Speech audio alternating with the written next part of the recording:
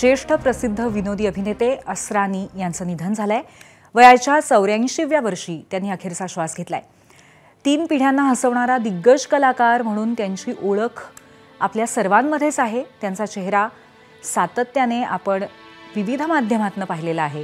त्यांनी 3 पिढ्यांना अगदी खदखदून हसवलं, त्यांचं मनोरंजन केलं, असे हे 84 वर्षाचे अभिनेते असरानी यांचं निधन झालंय। आपल्यासोबत ज्येष्ठ चित्रपट समीक्षक दिलीप ठाकूर आहेत। आपण त्यांच्याशी या संदर्भात अधिक संवाद साधूया। दिलीपजी, असरानी हा चेहरा अगदी अबालवृद्धांना माहिती असलेला चेहरा आहे।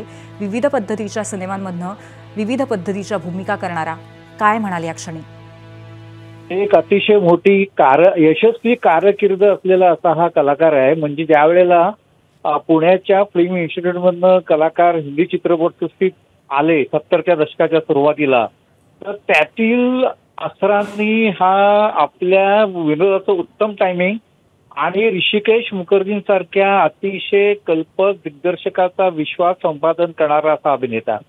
आणि अभिनयाबरोबरच असरानी चित्रपट दिग्दर्शनात सुद्धा पाऊल टाकलं। मग ते चला मुरारी हिरो बनणे असेल, सलाम मेमसाहब असेल, हमनी सुधरेंगे असेल, कालांतराने त्यांनी दिल ही तो हे नावाचा एक सिनेमा दिग्दर्शित केलं, ज्याच्यामध्ये जॅकी श्रॉफचा डबल रोल होता आणि दिव्या भारती आणि शिल्पा शिरोडकर अशा 2 नायिका होत्या। आणि गुजराती चित्रपटांचंही दिग्दर्शन केलं। त्याचप्रमाणे एका मराठी सिनेमात सुद्धा दशकभरापूर्वी त्यांनी काम केलं होतं।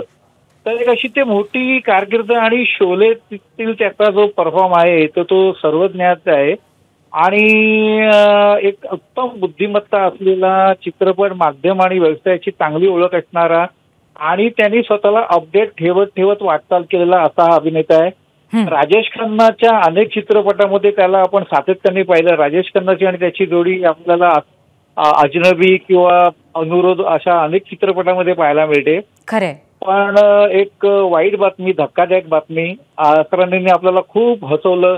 70 आणि 80च्या दशकातील सर्व आघाडीच्या दिग्दर्शकांसोबत किंवा त्यांच्या चित्रपटामध्ये काम करण्यात यश मिळवलं, त्याला दाद दिली पाहिजे। अगदी अगदी खरंय दिलीपजी। मला असं वाटतंय की अतिशय मोठं स्थान आणि अढळपद निर्माण करणारी अशी ही एक व्यक्ती, एक कलाकार आज लखलखता तारा हा हरपलेला आहे।